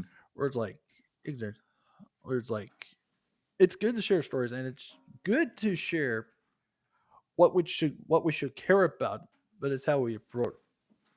But it's usually about the approach and the motivation behind it. Yeah. Could John now could John Cooper write All That Matters in a different way, but still have an equal impact? Yeah. Could I? He could Yeah.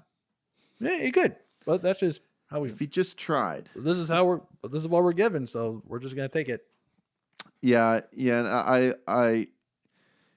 I agree with you. There is a lot of commonality between how a lot of conservatives make art and how Christians make art. I mean, it's what we complain about on this channel all the time with a lot of the previous songs we talked about. It's like the message comes before the art, and that's where a lot of conservatives and Christians struggle, and that's kind of what's happening with this song. Again, it's a good message, but it's just so upfront that it just kind of feels more like propaganda than like actual 'Cause also- art. Yeah, because I was re-listening to one of my favorite Pints with Acquaintances episode with Orthodox Deacon Nicholas Kodar. He does a lot of different things. Yeah. And he's one of the things he's a musician. He's also a choir director at one of the Orthodox seminaries and that's connected to a monastery. And he also is also an author. And he's taken a lot of influence from J.R. L.R.R. Tolkien. J.R.R. Tolkien. Yeah. I was like, what was it? J.R.R. Okay. Yeah, it's I was two just worried R's. I was accidentally going to say George R.R. Martin because like he mentioned that. Oh yeah, no, definitely not. He was like, he knows. Yeah, because Deacon Nicholas shares something about about how like a bad story or bad art, a bad author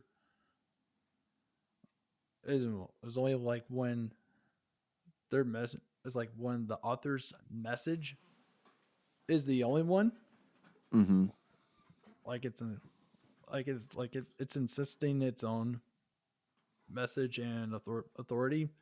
Yeah. And it's art instead of leaving it for open interpretation. Right. Yeah. Or- Just kind of guiding the audience along rather than just like there it is. Showing you plainly, this is exactly how you get. So this is exactly how you get there. Take it or leave it. Right. What it is. It's what it feels. It's what it feels like. Yeah. Yeah. No, I think we're in agreement right there. Yeah. Unfortunately, just like I said earlier, it's like Skillet, you just gotta just give it some time. Just give it some time to craft it in more of a. I'm not really that it has to be palatable.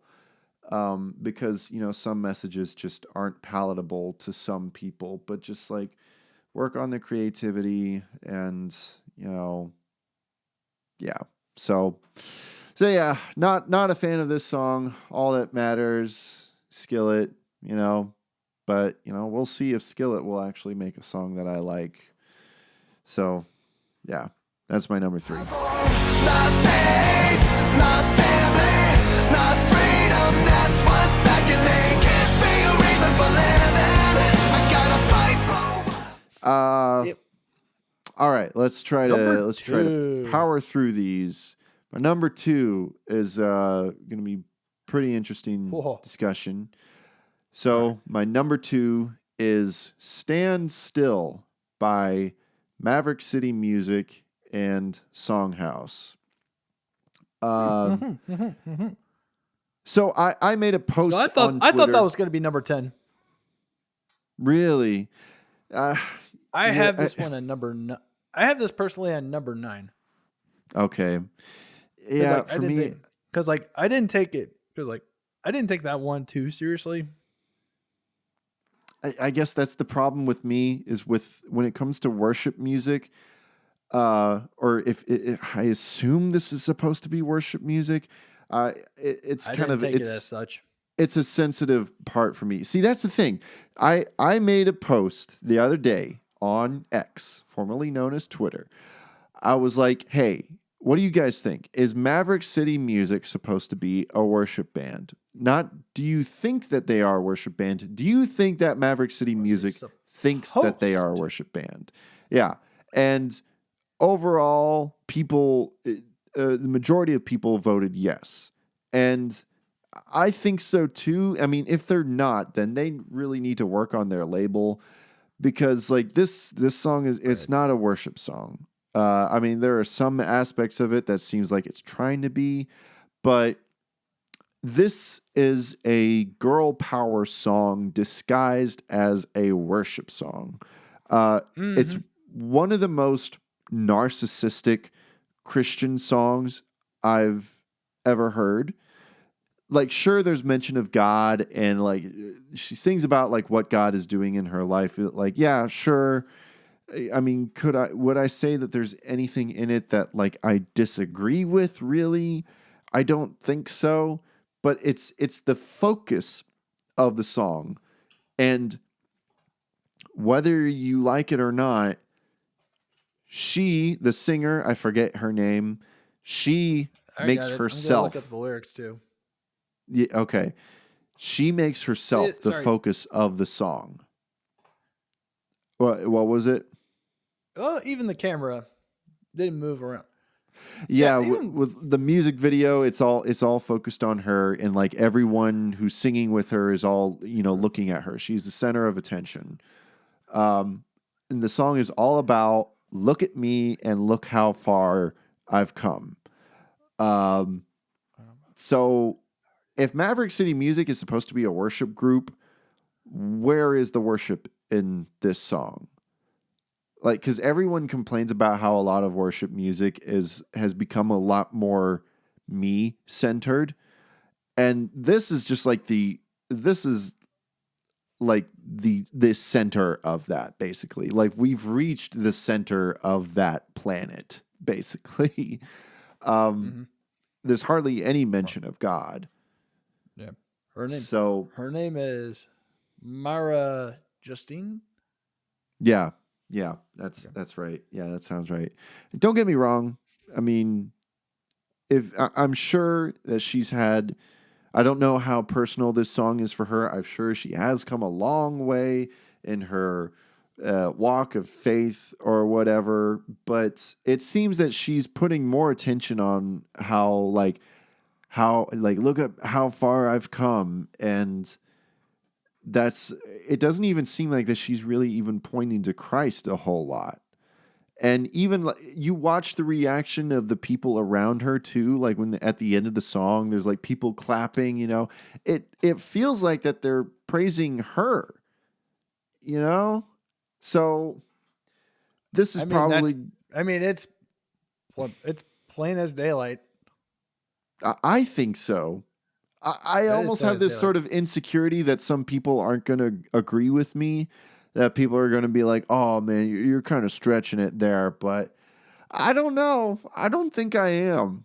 And the way that this song sounds and like the whole format with the video and everything, it really does seem like that they're trying to pull this off as a worship song.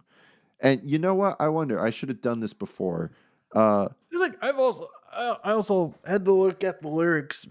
I can only find the lyrics in their YouTube music video, and then I had to look at the comments again.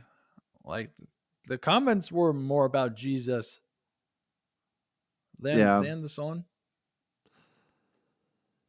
Sure. I mean, we've talked about this on the channel before. Yeah.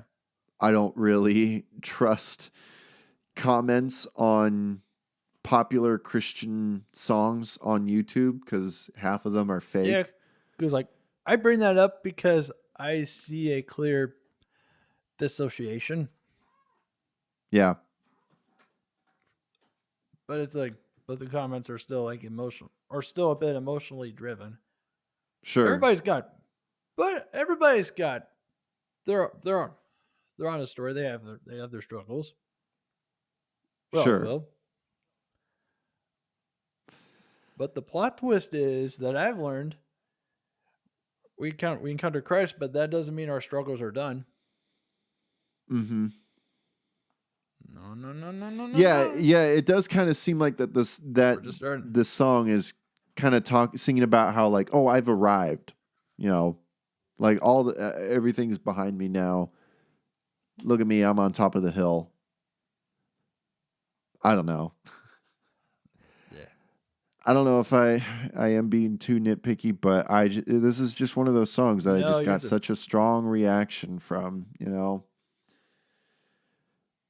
It's like You're I pretty. I was I mean, I you're was pretty listening to accurate it in your opinion. passively.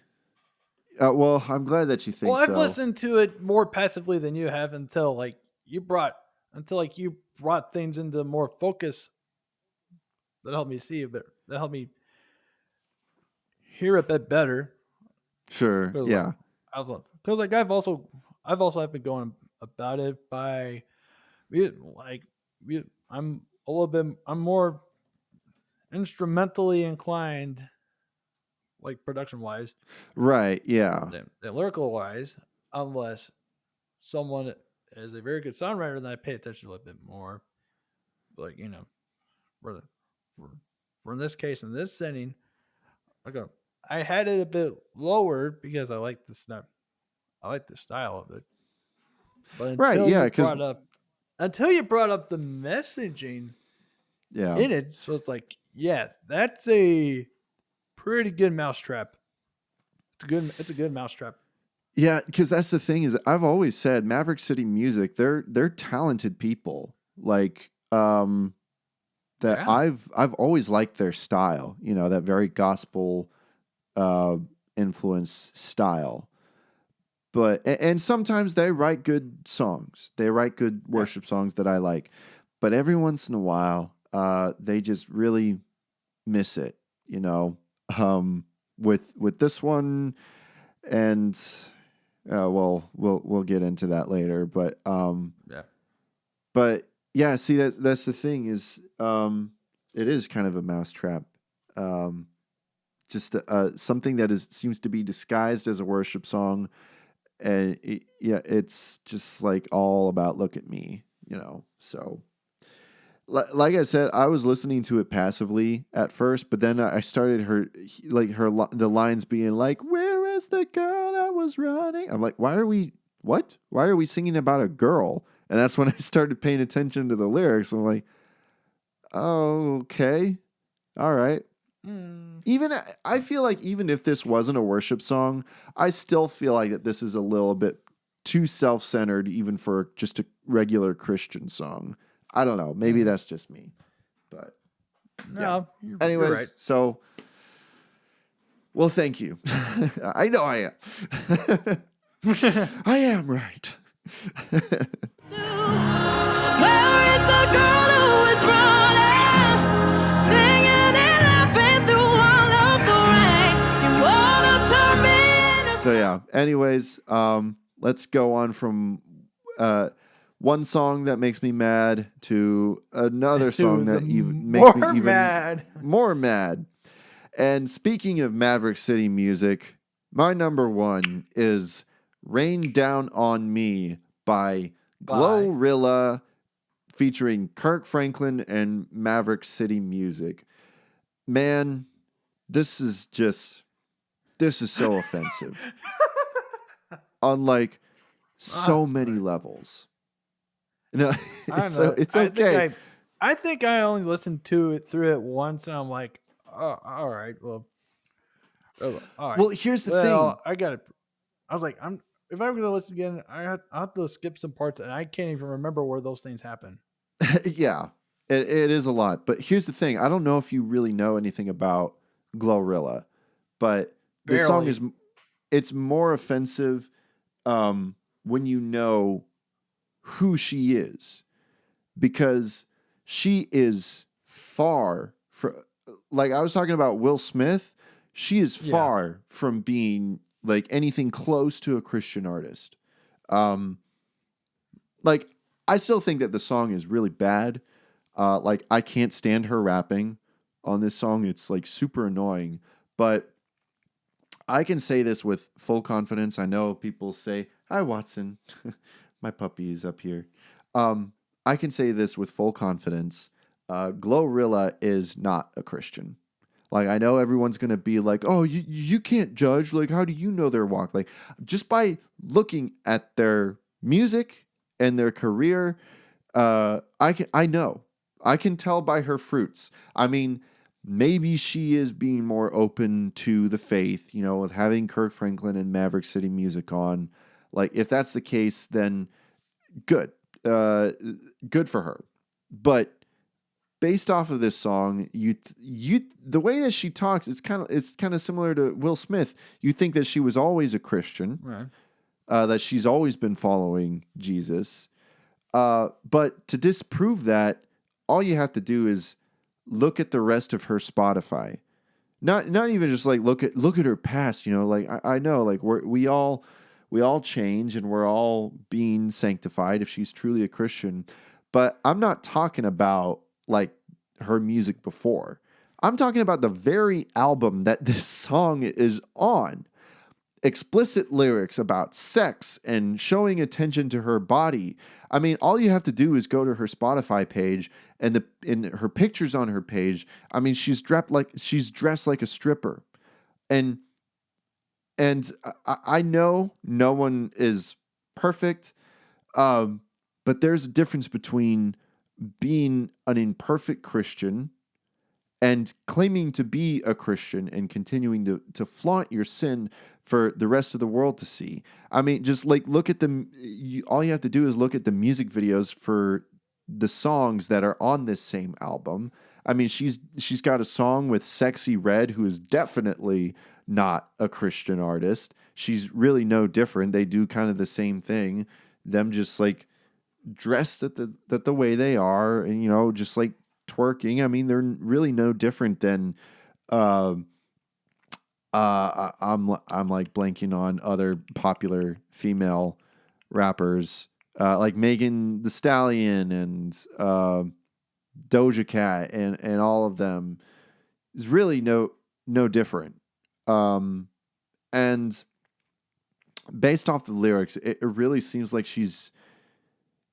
That's the other part of this song, is that it does seem like that she's using God for blessings. It's like that very like that Christianity that just like sees God as someone who blesses your life, kind of like that very like that Joel Osteen type of faith. But I mean, speaking of which, GloRilla, if you're listening to this, if you're watching right now, I doubt that you are, but I'm sorry, but you're not going to receive the fullness of God's blessing if you continue to live the way that you're living. You need to leave behind the sex, the provocativeness, whatever it is you're doing. God may be allowing you to have the success that you have now, but you're going to reap what you sow. I mean, she in her song, she talks about her baby daddy. It's just like, even though he hate me, I still pray that you bless him, Lord. Like, all right, you didn't need to add that to the song, but yeah. So there's a lot of emotions about this. Honestly, shame on Kirk Franklin and Maverick City for giving this woman a platform in the Christian music industry and exposing her to who knows how many Christians who might struggle because of seeing and hearing her content. Like, this to me it's the worst Christian song because the main artist is not even a Christian. Therefore, it's not a Christian song. Like I've talked about on the channel before about like Christian artists collaborating with secular artists. I think it's different. I think you're crossing a line when someone is so openly, like just sinning in her content, and I truly want her. This is not just me, like some perfect Christian who is judging someone. Like, I truly want her to come to repentance and to come to faith. But right now, it seems that GloRilla is kind of treating her faith as like a casual. She seems to be treating it casually and only because she thinks that it's blessing her. She needs to come to repentance if she truly is a Christian, and she needs to disavow basically her whole persona that she gives out to the world. And yeah, it's just crazy that this song is allowed on the Christian music charts. And yeah, I don't know. I know that was a lot, and I'm sorry, Nick, but I don't know if you really have as strong of feelings as I do. But Like I said, well, first off, I stayed uninterrupted so I can let it get out. Have it out. thank you. And I don't, like I said, I'm very disconnected. Thankfully, so I don't have a stronger opinion, but just like getting more background at this moment, and just like being like, yeah, I get it. She ain't the first one either, Yeah, but but it makes me like, these things make me sad because like, yeah, okay, because like I only know my struggles. First off, I pay attention. I'm paying attention to my own garden. I'm working on not paying attention to the weeds in other people's gardens. Because what good is there if I'm not tending to my garden? Catch my drift? yeah, but you Set an know, example. Yeah, we can only do it by I can we still only do it by complain. example. And I think this, and I think that this collab hurts Kirk Franklin and Maverick City a lot more than it does for GloRilla. Oh, sure. Because Yeah, that's one of the things that who upsets knows me what most. the intent? Yeah, because who knows what the intention of this collab was? Did it probably had some good ones, or it just like had good ones, but the consequences of it were pretty bad, Yeah. or could potentially be bad.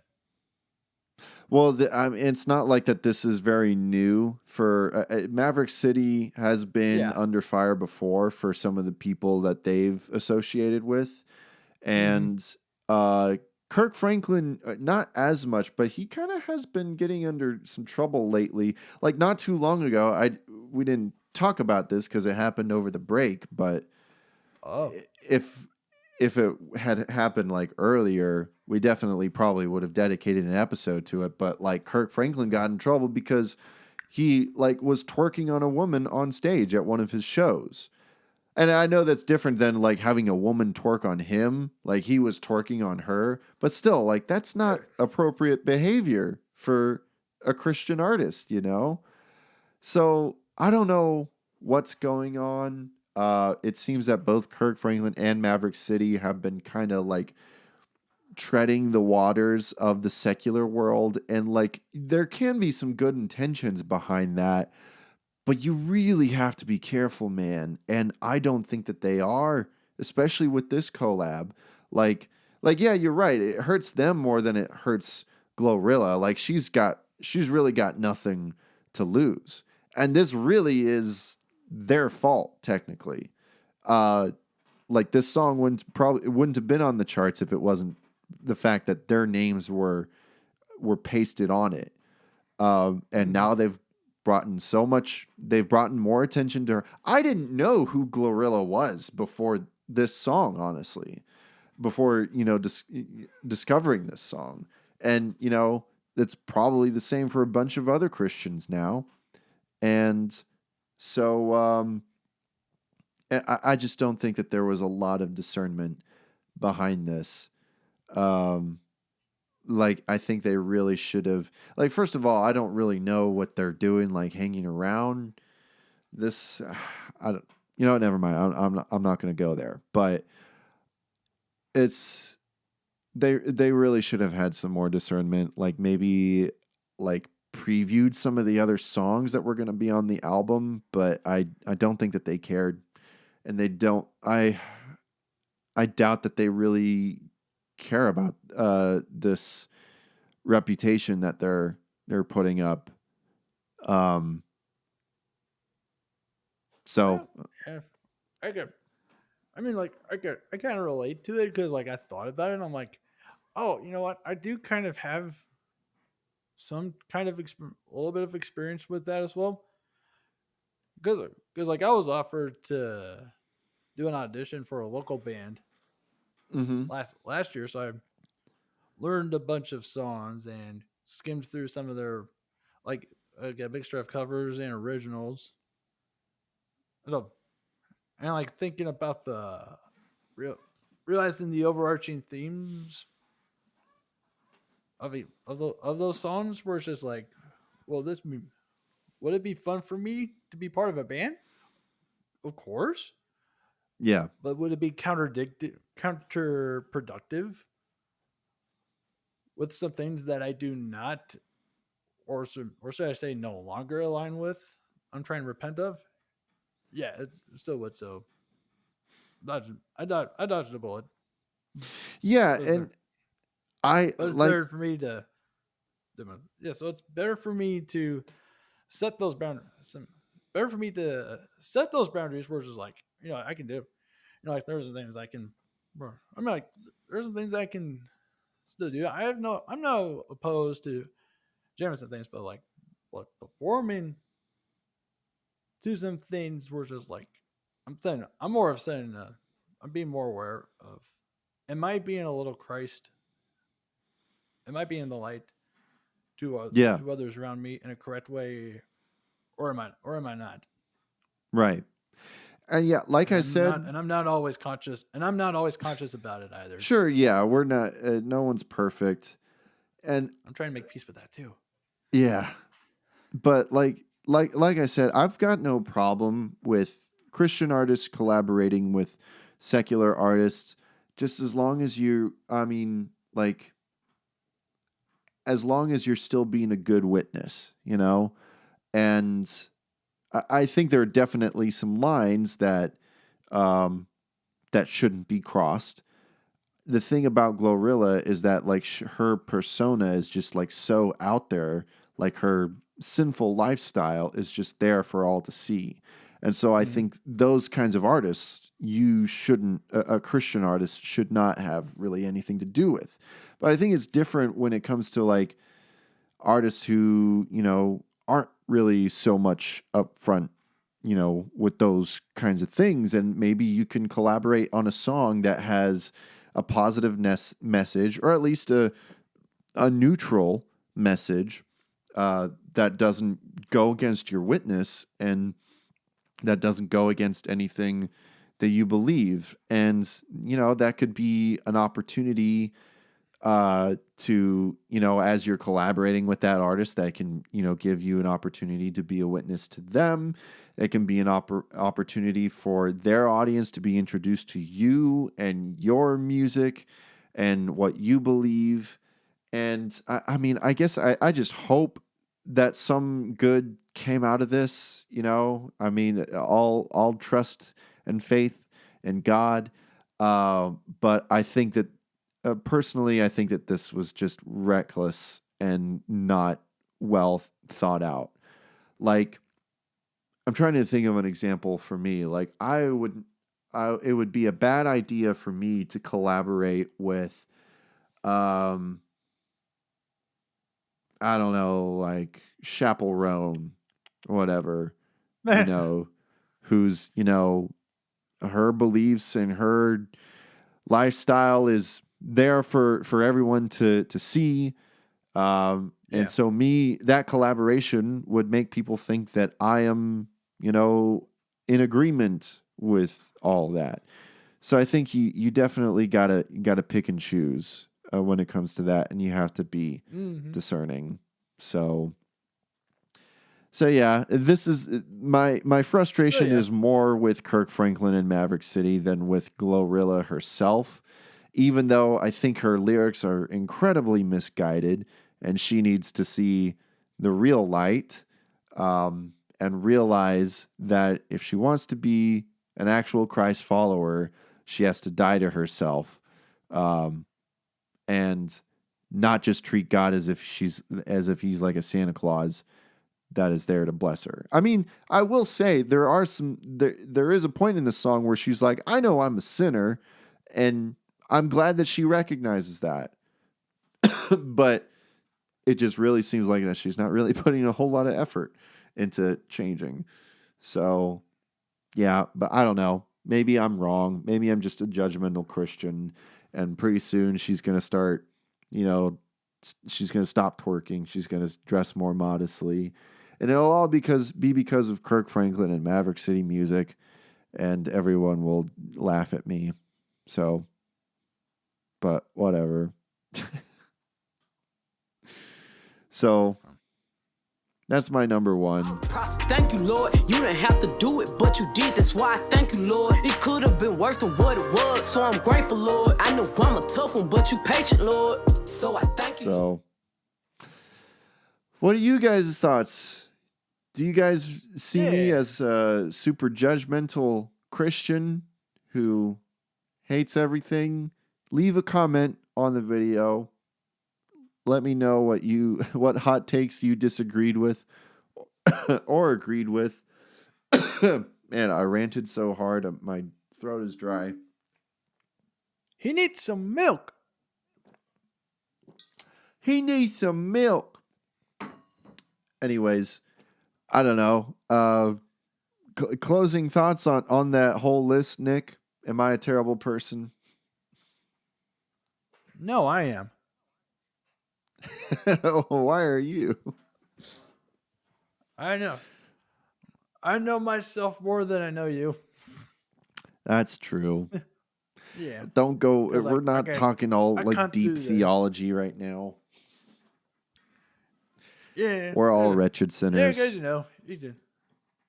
He's blunt. Clifford's blunt. He's blunt. He's blunt today. Yeah, I guess so. I guess that's what tonight. happens. I've had a long day at work, so that's probably why. This is I'm Clifford today after dark. Yeah. Yeah. Maybe that should be a Patreon exclusive show. I'm Clifford today after dark. Well, anyways, that's that. We probably can.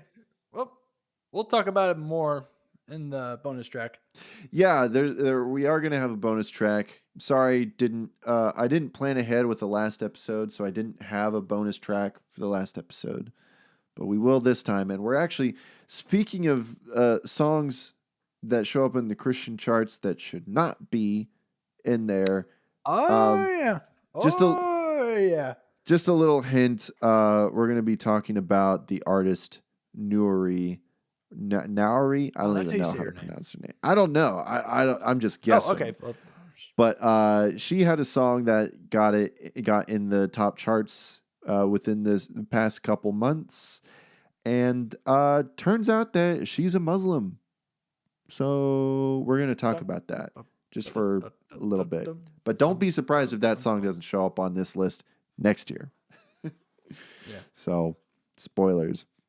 But yeah, that's what we're going to talk about in the bonus tracks. But yeah, but I will say I am pretty stoked to be talking about the next list in the next episode. It's going to be a lot more positive and a lot less judgmental.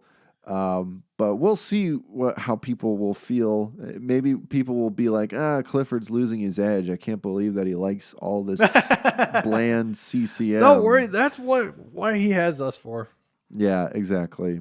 So it's not an echo chamber, but Josh will be like, you should have it all Skillet songs, 10 Skillet songs. Those were the best ones. Cool. Anyways, well, just like in the last episode, we don't have my humble opinion. That's probably gonna more likely to return after we get through all these lists and everyone doesn't have so much to listen to.